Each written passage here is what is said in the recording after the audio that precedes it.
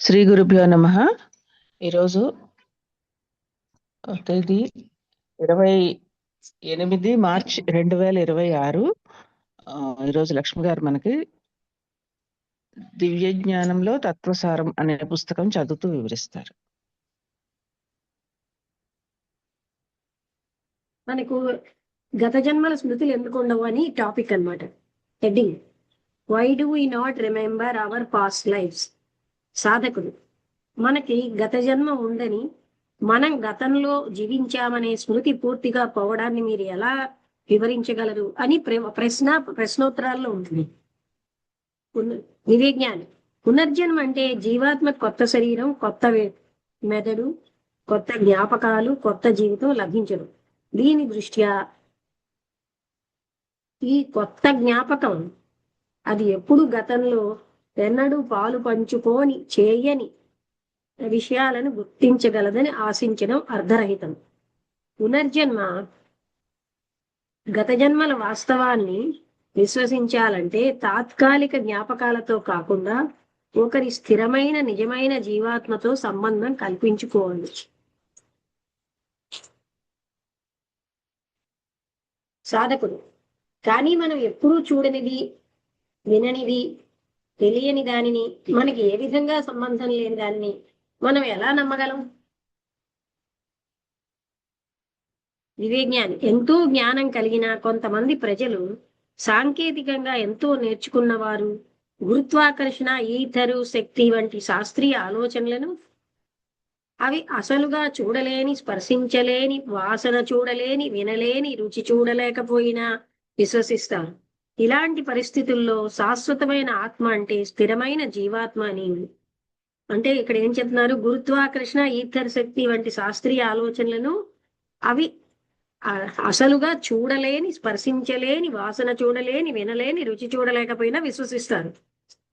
అలాంటి పరిస్థితుల్లో శాశ్వతమైన ఆత్మ అంటే స్థిరమైన జీవాత్మ అనే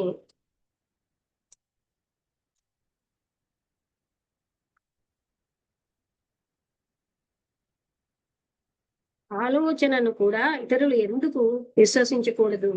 అది మరింత తార్కికమైన దానిని, ప్రముఖంగా పనిచేసే సిద్ధాంతాన్ని నమ్మకూడదు. మేము పొద్దున్న వేళ కుండలిని చదువుతున్నాం, ఈయన రాసినదే. అది అది ఒక 20 రూపాయలు ఎంతో తక్కువే ఖరీదు. అది చదువుతున్నాం. సాధకుడు: శాశ్వతమైన ఆత్మ అంటే ఏంటి? దీని స్వభావాన్ని ప్రతి ఒక్కరికి అర్థమయ్యేలా వివరించగలరా? పునర్జన్మ పొందే ఆత్మ అనేది వ్యక్తిగతమైనది, కానీ అమరమైన శాశ్వతమైన నేను కాదు. ఇక్కడ కల్నల్ హెచ్ఎస్ ఆల్కాట్ యొక్క బౌద్ధ సంబంధిత ప్రశ్నావళిలో ఒక ప్రబోధం ఉంది. ఇది ఈ అంశాన్ని నేరుగా చూపిస్తుంది.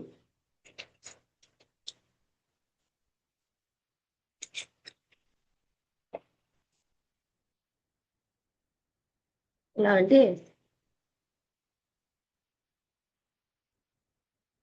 చదువుతున్నాను. వృద్ధుడు శారీరకంగా, మానసికంగా ఎంతో మారిపోయినప్పటికీ తన యవ్వనంలోని సంఘటనలను గుర్తుపెట్టుకోగలడు. అలా అయితే ఎందుకు మన గత జన్మలోని జ్ఞాపకాలు, స్మృతులు ఇప్పుడు మనకి గుర్తు ఉండటం లేదు? గత జన్మ స్మృతులన్నీ కొత్త శరీరంలో చెరిగిపోతాయి. ప్రతి ఒక్క జీవితం ఒక జ్ఞాపకంగా, ఒక ప్రత్యేకమైన జీవితంగా రూపుదిద్దుకొని భద్రపరచబడుతుంది. అయినప్పటికీ గత జన్మలన్నింటి స్మృతులు లేదా ప్రతిబింబాలు శాశ్వతంగా ఉంటాయి. యువరాజు సిద్ధార్థుడు బుద్ధుడిగా మారినప్పుడు ఆయన తన గత జన్మలన్నింటి పూర్తి క్రమాన్ని చూశాడు. అలాగే ఎవరైనా జ్ఞానస్థితి సాధించినప్పుడు వారు కూడా తమ గత జీవితాలన్నింటినీ ఒక వరుసలో తిరిగి తెలుసుకోగలరు. మన దేహాత్మలోని శాశ్వతమైన లక్షణాలు, గుణాలు అన్నింటినీ, ఉదాహరణకు ప్రేమ, మంచితనం, దాతృత్వం మొదలైనవన్నీ జీవాత్మలో ఎప్పటికీ నిలిచిపోతాయి. ఒక విధంగా చెప్పాలంటే ఆ వ్యక్తి యొక్క దివ్యమైన అంశ శాశ్వత ప్రతిరూపాన్ని ఆత్మపై ముద్రిస్తాయి. గత జన్మలోని భిన్న విషయాలపై ఏర్పరచుకున్న భౌతిక అభిప్రాయాలు కేవలం క్షణికంలో వచ్చిపోయే మెరుపుల వంటివి. ఇవి కొత్త దేహాత్మ కొత్త జీవిత భౌతికమైన కొత్త మెదడిపై ముద్రించలేవు. ఇలా జరిగినా అవి ముద్రించకపోయిన కారణంగా పునర్జన్మ పొందే ఆత్మ యొక్క అసలు గుర్తింపులో ఏమీ భంగం కలగదు. సాధకుడు అంటే మీరు చెప్పేది ఏమిటంటే పునర్జన్మలో మిగిలేది కేవలం ఆత్మస్మృతులేనా? ఆ ఆత్మ లేదా జీవాత్మ ఒకటే అంటారా? వ్యక్తిత్వంలో లేదా గతదేహాత్మలో ఏమీ మిగలదా? దివ్యజ్ఞాని ఖచ్చితంగా అలా ఉండదు. ప్రతి దేహాత్మ భౌతిక సూక్ష్మ కామ మానసిక శరీరాలను కలిపి దేహాత్మ. ఇక్కడ ఎందుకు బి పడుతుంది అంటారు? బి అది ప్రింట్ మిస్టేక్ అస్తమానం ఎన్నిట్లోనో. ఇంగ్లీష్ లో శాశ్వతమైన ముద్రను వదిలివేస్తుంది. ఇంగ్లీష్ లో పర్సనాలిటీ నుండి కొంత భాగం మిగిలి ఉంటుంది. అది జీవాత్మపై శాశ్వతమైన ముద్రను వదిలివేస్తుంది. ప్రతి జన్మలో లభించే దేహాత్మ కొత్త జన్మతో మారిపోతుంది. ఇది ఇంతకు ముందు వివరించినట్లుగా నాటకంలో నటుడు ఒక రాత్రికి నటించిన పాత్ర మాత్రమే. ఈ కారణంగా భౌతిక స్థాయిలో మన గత జన్మల జ్ఞాపకాలు మనకి జ్ఞాపకం ఉండక పోవచ్చు. నిజమైన జీవాత్మ గత జన్మలన్నింటిలో వాటిని జీవించి చూసింది కాబట్టి దానికి అన్నీ తెలుసు. దివ్యజ్ఞానం సాధకుడు అయినా కొన్ని మినహాయింపులు ఉండాలి కదా. కొంతమందికైనా జ్ఞాపకాలు స్మృతులు ఉండాలి కదా. దివ్యజ్ఞాని అవును, కొంతమందికి స్మృతులు జ్ఞాపకాలు ఉంటాయి. ఇలా వారు వాటిని వివరించినా ఎవరు వారి కథనాలను నమ్ముతారు. అటువంటి వ్యక్తులను సాధారణంగా ఆధునిక ద్రవ్య అపేక్షావాదులు భ్రమల్లో మునిగిన వారుగా, మానసిక వ్యాధిగ్రస్తులుగా, హిస్టీరియా వ్యాధికి లోనైన వారిగా పరిగణిస్తారు. ఇలా ఎవరు ఏమన్నా వారి ఈ విషయం మీద ఉన్న రచనలను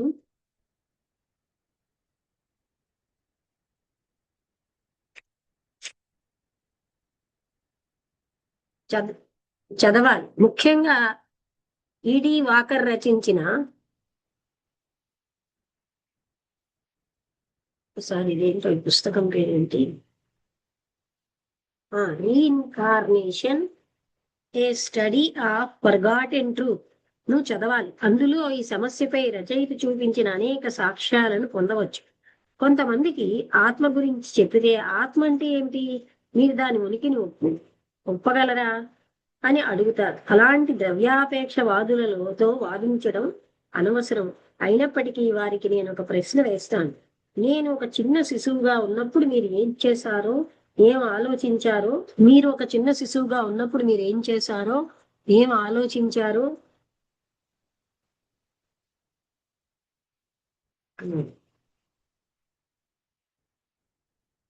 మీరు కనీసం ఆలోచించినట్లయినా అంటే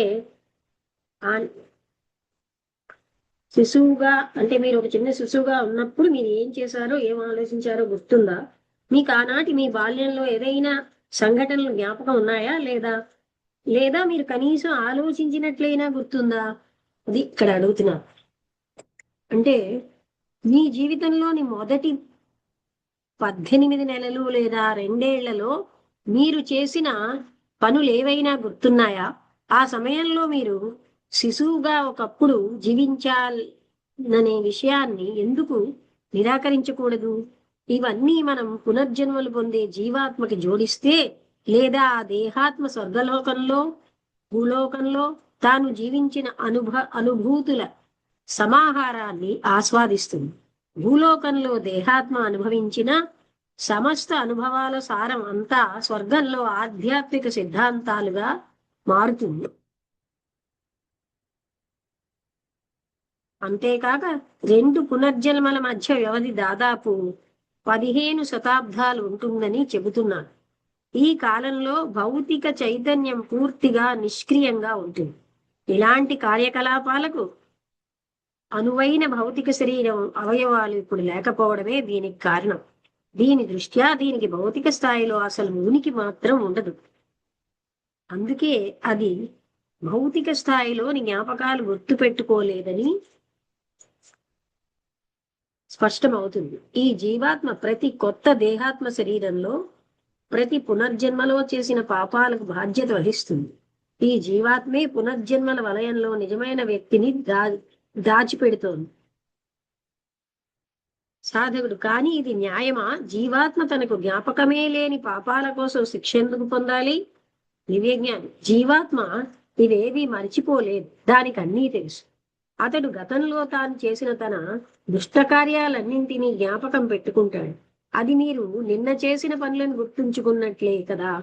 మీరు ఒక శరీరంలో జీవించినప్పుడు ఆ శరీరంతో చేసిన పనులను జ్ఞాపకం పెట్టుకోలేదని, జీవాత్మ కూడా వాటిని మరచిపోతుందని అనుకోవడం చాలా తప్పు. ఒక అబ్బాయి తెలుపు చొక్కా వేసుకుని యాపిల్స్ దొంగతనం చేశాడు. ఈ రోజు అతను ఎర్ర చొక్కా వేసుకున్నాడు. ఇప్పుడు నేను వేసుకుంది ఎర్ర చొక్కా కదా, ఎలా శిక్షిస్తారు అంటే ఎలా ఉంటుంది? చొక్కా దొంగతనం చేయలేదు కదా. ఏ చొక్కా వేసుకున్నా లాభం, నష్టం, ప్రయోజనం, శిక్ష రెండూ అతడే పొందాలి. అదే న్యాయం. సాధకుడు ఇక్కడ మన ఆత్మకి ఇక్కడ చెప్తారా? ఇది ఈజీగానే ఉన్నట్టుంది. ఈ విషయం వసంతలత నీకు అర్థమైందా?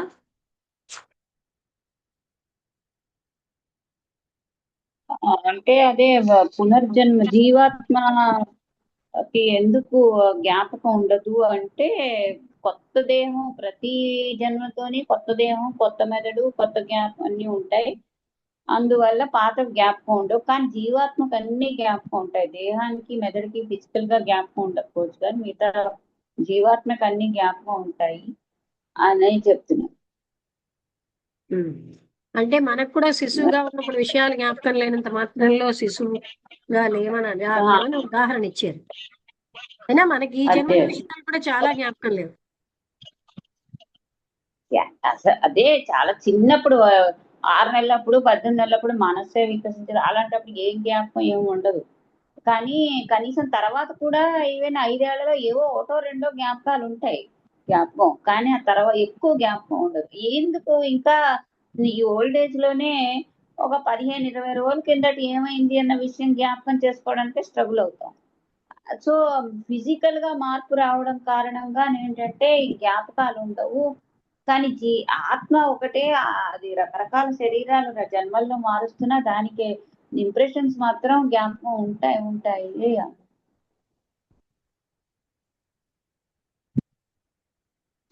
అన్ని పునర్జన్మ అన్నదానికి అంటే జ్ఞాపకం లేదు కదా అని తిరస్కరించడానికి లేదన్నారు. అయితే మరి ఇలాంటివి జ్ఞాపకమే లేని విషయాలకు పనిష్మెంట్లు అంటే అతను అన్నారు జీవాత్మకు అన్ని జ్ఞాపకం ఉంటాయని. ఇక్కడ మన ఆత్మకి మానవ ప్రజ్ఞా శక్తి స్మృతికి మధ్య ఎలాంటి అనుసంధానం ఉండదా? ఏంటి మన ఆత్మకి మానవ ప్రజ్ఞా శక్తి స్మృతికి మధ్య ఎలాంటి అనుసంధానం ఉండదా అని సాధకుడు అడిగాడు. అంటే దివ్యజ్ఞానం ఉన్నాయి నిజమే, కానీ ఇవి ఆధునిక విజ్ఞాన శాస్త్రవేత్తలు గుర్తించడం లేదని చెప్పుకోవాలి. అంతేకాక మీరు స్ఫురణ, అంతర్వాణి ద్వారా అస్పష్టమైన సంకేతాలు లేదా స్మృతులు మొదలైన వాటి గురించి ఏమనుకుంటారు? ఇవన్నీ ఆ జీవాత్మ మరియు మానవ ప్రజ్ఞాశక్తి మధ్య ఉన్న సంబంధాల ఫలితమే. కనీసం చదువుకున్న వారైనా కోలరిడ్జ్ వంటి సున్నితమైన అంతర్గత గ్రహణ సామర్థ్యాలను కలిగి ఉండాలి.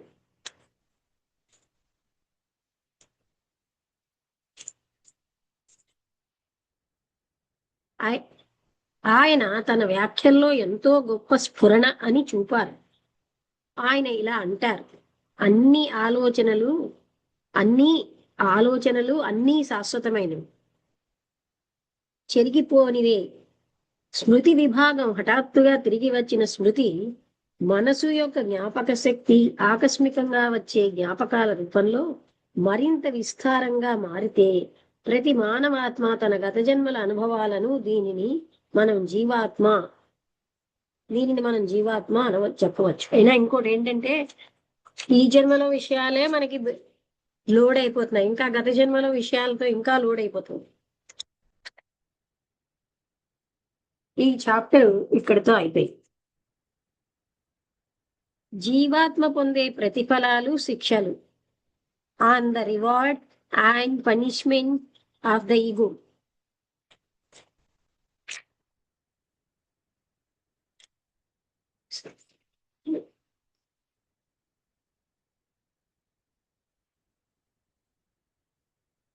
సాధకుడు ఒక వ్యక్తి ఏ విధమైన జీవితం జీవించినప్పటికీ భూలోకంలో జన్మించిన తర్వాత అతడి జీవాత్మకి మరణానంతర జీవితంలో పొందిన స్థితి జ్ఞాపకం ఉండదు అని మీరు చెప్పినట్లు నాకు జ్ఞాపకం ఉన్నది. అవును, కేవలం కొన్ని అరుదైన సందర్భాల్లో మాత్రమే వారి గురించి చెప్పలేము. ఆ శిక్ష సాంప్రదాయక ధార్మిక భావనల్లోని నరక శిక్షలకు ఏ విధంగా సరిపోలదు. అవును, అని కేవలం కొన్ని అరుదైన సందర్భాల్లో మాత్రమే ఆ శిక్ష సాంప్రదాయక ధార్మిక భావనల్లోని నరక శిక్షకు ఏ విధంగా సరిపోలదు. అంటే మరణానంతరం దివ్యజ్ఞాని సాధకుడు జీవాత్మగత జీవితాల్లో చేసిన పాపాలకు శిక్ష ఈ జీవితంలో అనుభవిస్తూ ఉంటే అది తాను చేసుకున్న సత్కార్యాలకి మంచి పనులకి ప్రతిఫలాన్ని ప్రయోజనాన్ని ఈ భూలోకంలోనే పొందాలి కదా. అవును, అది కూడా నిజమే.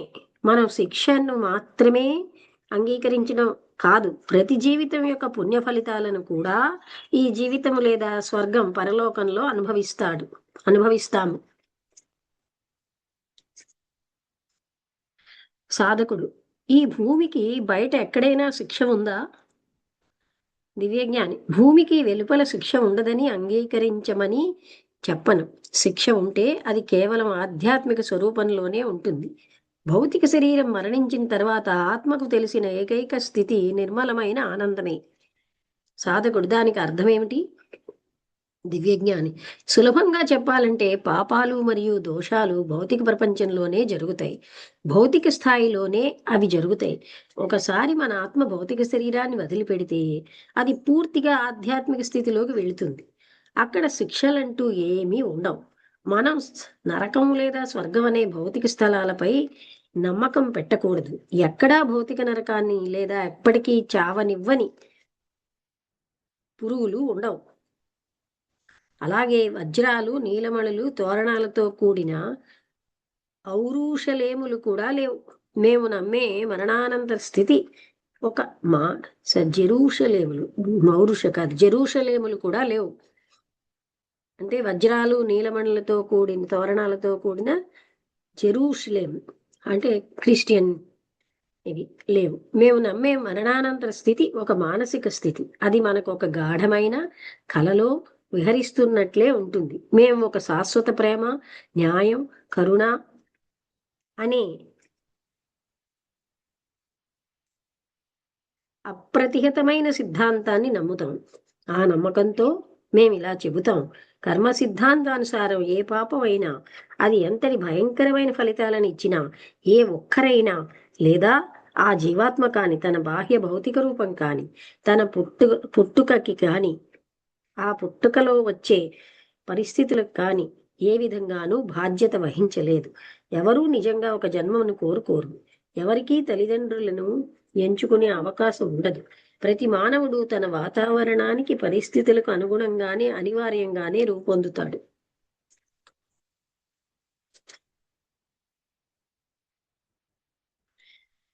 నీటి మీద అతడికి ఏ నియంత్రణ ఉండదు. వీటి మీద ఆయనకి ఏ నియంత్రణ ఉండదు. అతడు చేసిన ప్రతి తప్పును న్యాయంగా పరిశీలిస్తే 10కి 9 సందర్భాల్లో అతడు పాపాత్ముడు కాక బాధితుడే అని తేలుతుంది. జీవితం అనేది గరిష్టంగా చెప్పాలంటే ఒక నిర్దయమైన నాటకం. దాటడానికి పెను తుఫానులతో కూడిన ఒక సముద్రం. దానిని మోయడం చాలా కష్టమే. ప్రపంచంలోని గొప్ప తత్వవేత్తలు జీవితం యొక్క అర్థాన్ని తెలుసుకోవడానికి వృధాగా ప్రయత్నించారు. కానీ ఈ రహస్యాన్ని ఛేదించిన వారు కేవలం ప్రాచ్య దేశాల జ్ఞానులు మాత్రమే. మిగిలిన వారందరూ విఫలమయ్యారు. జీవితంపై షేక్స్పియర్ ఇలా వ్యాఖ్యానించారు, జీవితం ఒక నడిచే నీడ మాత్రమే. ఒక పేద నటుడు తన పాత్ర కోసం కొద్దిసేపు ఊగిసలాడి అచ్చి చివరగా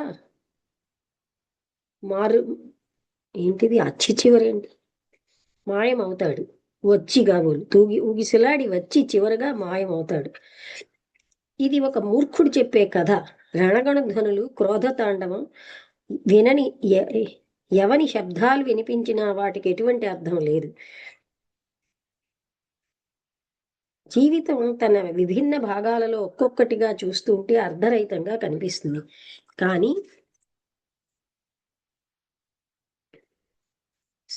సమిష్టిగా తీసుకుంటే లేదా జన్మల పరంపరలో ఇది అత్యంత ముఖ్యమైనది. ఏ విధంగా చూసినా దాదాపుగా ప్రతి వ్యక్తిగత జీవితం సంపూర్ణంగా అభివృద్ధి చెందిన తర్వాత మిగిలేది దుఃఖమే. ఇంతటి దుస్సహమైన బాధతో సముద్రంలో కొట్టుకుపోయే దీనుడు ఆ దుఃఖాలను ఎదుర్కొనలేకపోతే తాత్కాలికంగా ఆయన శిక్షించబడతాడని నమ్మాలా? అతడు శాశ్వతమైన నరకశిక్షకు లేదా తాత్కాలిక శిక్షకు కూడా దోషిగా తేలుతాడా? ఎప్పటికీ కాదు. ఒక గొప్ప పాపి అయినా, ఒక సగటు పాపి అయినా, మంచి అయినా చెడైనా, పాపాత్ముడైనా నిర్దోషి అయినా భౌతిక జీవిత బరువు నుండి విముక్తి పొందిన తర్వాత ఆ అలసిపోయిన శ్రమతో నలిగిపోయిన మనిషి లేదా ఆ ఆలోచించే జీవాత్మకు పరిపూర్ణమైన విశ్రాంతి తీసుకోవడానికి, ఆనందం పొందడానికి హక్కు లభిస్తుంది. అదే సముచితమైన, అప్రమేయమైన, జ్ఞాన సిద్ధమైన, న్యాయ సంపన్నమైన సిద్ధాంతం. ధర్మం భూమిపై జీవితంలో చేసిన ప్రతి పాపానికి ఆ జీవాత్మ కర్మ ఫలితాన్ని ఇస్తుంది. ఇదే ధర్మం. ఇప్పుడు ఆ భౌతిక శరీరాన్ని వదిలిపెట్టిన ఆత్మకు దేవచాన్లో, స్వర్గంలో ఒక దీర్ఘకాలికమైన మానసిక విశ్రాంతి లభిస్తుంది. తన చివరి జీవితంలో దేహాత్మగా కన్నీటితో ఎదుర్కొన్న సంఘటనలను పూర్తిగా మరచిపోతుంది. దానిలో అతి చిన్న బాధాకర ఆలోచనలు కూడా మిగలవు. కేవలం ఆనందానుభవాలు లేదా సంతోషాన్ని కలిగించిన అనుభూతులు మాత్రమే ఆత్మలో స్మృతులుగా మిగులుతాయి. ఫ్లోటినస్ అన్నట్లు మన శరీరం ఒక తేలే నది, మరచిపోయే నది. ఆ నదిలో మునిగితే ఆత్మలన్నీ మర్చిపోతాయని చెప్పాడు. ఆయన చెప్పింది అంతకు మించి స్ఫురిస్తున్నది. మన భౌతిక శరీరం తేలే నది అయినట్లే మన స్వర్గలోక శరీరం, మానసిక శరీరం మరింత ఎక్కువగా తేలేతో సరిపోతుంది. అదేంటి తేలేనదేనా? ఒక లేతేనది, సారీ మర్చిపోయినది. తేలే కాదు, లేతేలో సరిపోతుంది. అంటే ఆ లేతేనది ఏమిటో అంటే మనం మర్చిపోతామని అర్థమైందా? ఇది జీవాత్మ పొందే ప్రతిఫలం. అంటే ఇక్కడ థియోసాఫికల్ దీంట్లో శాశ్వత స్వర్గం, శాశ్వత నరకం లేవంటారు. అంటే ఇప్పుడు ఏంటంటే మానవుడికి మనం ఎక్కడో చదివాం కదా, 7 ప్లేన్స్ ఉంటాయి. కామ శరీరంలో మొట్టమొదటి ప్లేన్ లోనే చాలా చాలా బాధలు పడతారని, అయ్యో ఇలాంటి తప్పులు ఎందుకు చేశానని ఫీల్ అవుతారని అవన్నీ ఉంటాయి. అంటే వేరే నరకము వంటి లేకపోయినా వాళ్ళ ఫలితాలు వాళ్ళు అనుభవిస్తారు. ఆ జీవాత్మలో ఉన్న అది అనుభవిస్తుంది అని. అర్థమైందా? ఏమైనా ఏం అర్థమైందో చెప్తే మళ్ళీ ఈసారి దుర్గా రామలక్ష్మి గారు మీరు ఏమైనా అర్థమైతే చెప్పండి.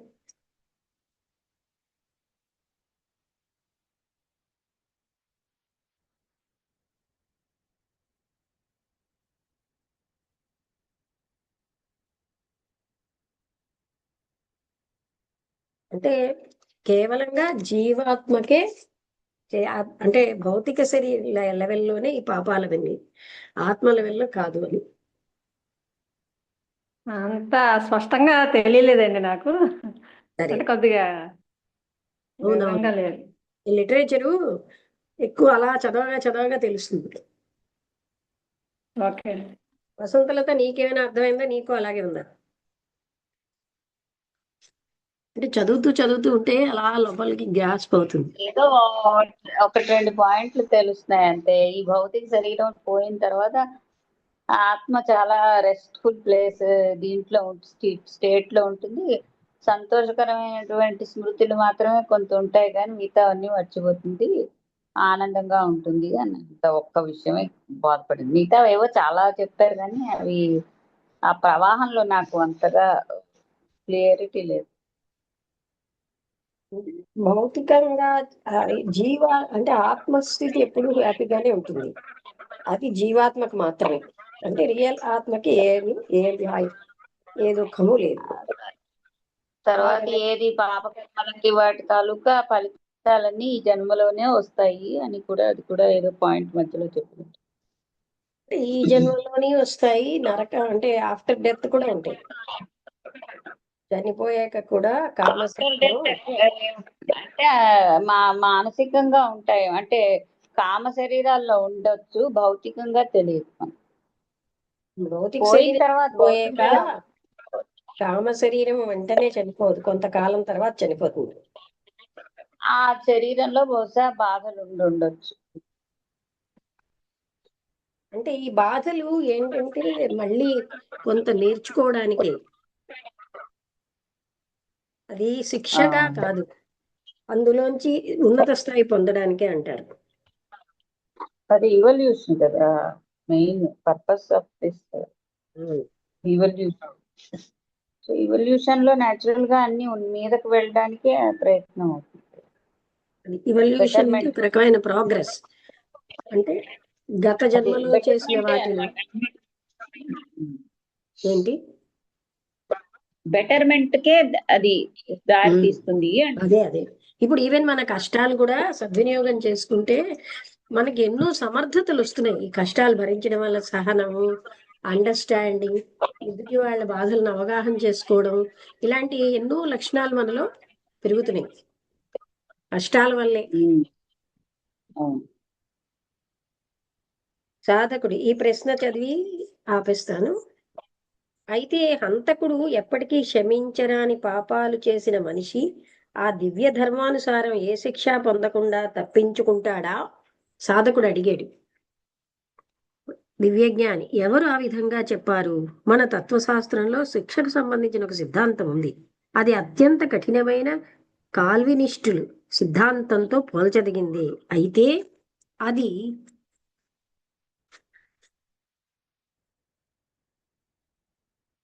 మరింత తత్వబద్ధమైనది, పరిపూర్ణ న్యాయానికి అనుగుణంగా ఉంటుంది.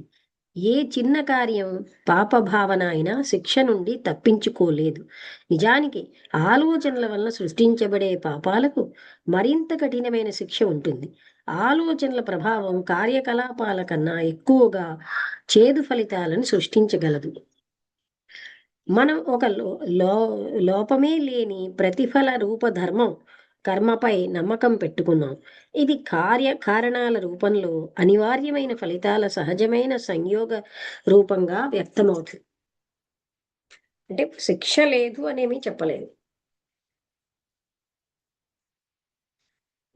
మరి ఇది ఎలా పనిచేస్తుంది అని దివ్యజ్ఞానం బైబిల్లోని జ్ఞానమంతా చెప్పినట్లు ప్రతి కార్మికుడు తన వేతనానికి అర్హుడు. అలాగే కాలగతిలో జ్ఞానమంతా చెప్పినట్లు ప్రతిక్రియ మంచిదైనా చెడుదైనా పండించే తల్లి వంటిది. ఈ రెండింటినీ కలిపి చూసుకుంటే ఎందుకు అనే ప్రశ్నకు సమాధానం దొరుకుతుంది. జీవితంలో వ్యక్తిగతంగా భూలోక జీవిత బాధల నుండి జీవాత్మ విముక్తి పొందిన తర్వాత దానికి తగినంత, అది కూడా 100 రెట్లు పరిహారం లభిస్తుంది. ఆ తర్వాత అతడి కర్మ దాని సైన్యమైన స్కందాలతో బౌద్ధ పదం స్వర్గ దేవచాన్ ద్వారం కోసం ఎదురు చూస్తుంది. అక్కడి నుండి జీవాత్మ తిరిగి ఒక కొత్త జన్మని స్వీకరించడానికి బయలుదేరుతుంది. ఈ క్షణంలో విశ్రాంతి తీసుకున్న జీవాత్మ భవిష్యత్తులో విధిని అనుసరించి తగిన కార్యాచరణ కోసం దిగిపోతుంది. ప్రస్తుతం విశ్రాంతి పొందిన జీవాత్మ భవిష్యత్తు విధి న్యాయం అనే 2 ప్రతిఫల తూకాలపై ఊగిసలాడుతుంది. అది మళ్ళీ క్రియాశీల కర్మధర్మం అధీనంలోకి వస్తుంది. ఈ పునర్జన్మలో 6 శాశ్వతమైన, ఇటు అనివార్యమైన దాని నిర్ణయాలలో సమత్వ జ్ఞానం లోపరహితంగా నిండి ఉంటుంది. పునర్జన్మలో గత జన్మలో చేసుకున్న పాపాలకు శిక్ష పొందాలి. ఈ శిక్ష ఎటువంటి ఊహాత్మక నరకంలో తియ్యటి రంగుల మంటలు, ఉమ్మడి తోకలు కొమ్ములు గల రాక్షసులతో కూడిన నాటక ప్రదర్శనలలో కాదు, అది నిజంగా ఈ భూమిపైనే జరుగుతుంది. ఇదే అతడు పాపాలు చేసిన నేల, ఇదే అతడు పాపం చేసిన క్షేత్రం. ఇక్కడ అతడు తన ప్రతి దుష్టమైన ఆలోచనలకు, చేసిన దుర్మార్గాలకు ప్రతిఫలం చెల్లించాలి. అతడు ఏ విధంగా విత్తనం నాటితే ఆ విధమైన పంట మాత్రమే పండుతుంది. పునర్జన్మ పొందిన తర్వాత గతంలో అతడి దేహాత్మ చేత ప్రత్యక్షంగా కాని పరోక్షంగా బాధపడ్డ అన్ని ఇతర జీవాత్మలు అతడిని తిరిగి కలుస్తాయి. అతడి శత్రువులందరూ వచ్చి అతడి ముందు నిలబడతారు. ఆ కొత్త దేహాత్మని చుట్టుముట్టి ఆ పాత శాశ్వతమైన జీవాత్మని మరుగుపరుస్తారు. సాధకుడు, అయితే మీరు చెప్పే సమత్వం ఎక్కడ ఉంది? ఈ కొత్త దేహాత్మలకు తమకు గత జన్మల్లో పాపం చేశామని కాని, లేదా పాపానికి గురైపోయామనే విషయం కూడా తెలియదు కదా. దివ్యజ్ఞాని, దొంగతనం చేసిన వ్యక్తి కోటు ఇప్పుడు చిరిగిపోయింది. ఎవరి దగ్గర నుండి వస్తువును దొంగతనం చేశాడో ఆ వస్తువు యజమాని తన వస్తువుని గుర్తుపెట్టి తన వస్తువు ఇచ్చేయమని అడిగితే అది న్యాయం అవుతుందా? కొత్త దేహాత్మ అనేది కొత్త దుస్తుల్లా ఉంటుంది. ప్రత్యేక లక్షణాలు, రంగు, ఆకారం మరియు గుణాలతో కూడినవి. ఆ దుస్తులు వేసుకున్న వాస్తవిక మనిషి జీవాత్మ అదే పాత దోషి వ్యక్తిత్వం ద్వారా దేహాత్మ ద్వారా వ్యక్తిత్వం బాధించబడుతున్నది. మానవులకు జీవితంలో వస్తున్న వివిధ స్థితి విభజనలకు ప్రత్యక్షంగా కనిపించే భయంకరమైన అన్యాయాలకు ఈ కర్మ సిద్ధాంతం మాత్రమే సమాధానం చెప్పగలుగుతుంది. ఎందుకు ఇంతమంది ఉత్తములు, మంచివాళ్ళు, నిర్దోషులు జీవితమంతా ఎందుకు ఇలా కష్టపడుతున్నారు అని మీ ఆధునిక తత్వవేత్తలు మనకు వివరించగలరా? ఎందుకు ఇంతమంది పేదరికంలో, పల్లెలో లేదా నగరాల పాడుపడిన ప్రాంతాల్లో జన్మిస్తున్నారు? వారిని సౌభాగ్యం, సమాజం అందరూ వదిలేశారా? ఎందుకు కొందరు పేద గుడిసెల్లో పుడతారు, మరికొందరు రాజప్రాసాదాలలో పుడతారు? ఎందుకు ఉత్తమ వ్యక్తులు మాత్రమే కాక దుర్మార్గులు సైతం పెద్ద కుటుంబాల్లో పుడతారు, ధనం విపరీతంగా సంపాదించగలుగుతున్నారు? ఇది మాత్రమే కాక ఇంకా మరెన్నో విషయాలు మీ తత్వవేత్తలు లేదా మతశాస్త్రవేత్తలు సంతృప్తికరంగా వివరించినప్పుడు మాత్రమే మీరు పునర్జన్మ సిద్ధాంతాన్ని తిరస్కరించడానికి హక్కు పొందుతారు.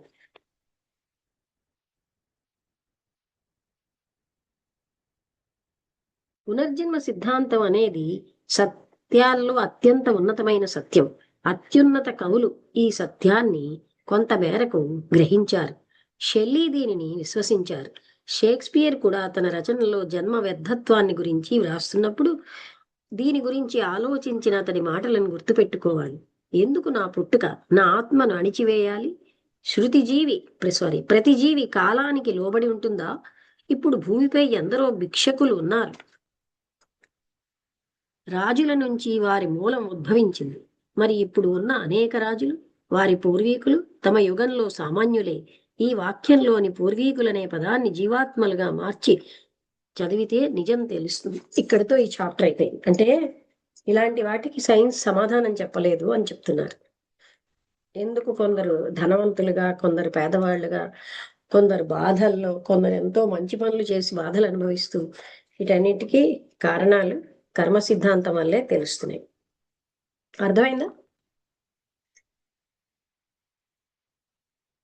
అంతేగాని సైన్స్ చెప్పలేదు. తర్వాత మరణానంత స్థితి రేపు చదువుదాం. అధ్యాయం 9 లైఫ్ ఆఫ్టర్ డెత్. ఎక్కువగా ప్రసాద్ గారు మరణానంతర స్థితి కోసం చెప్తారు. ఆ తర్వాత పునర్జన్మ, ఇవే ఎక్కువ చెప్తారు లెక్చర్స్ లో.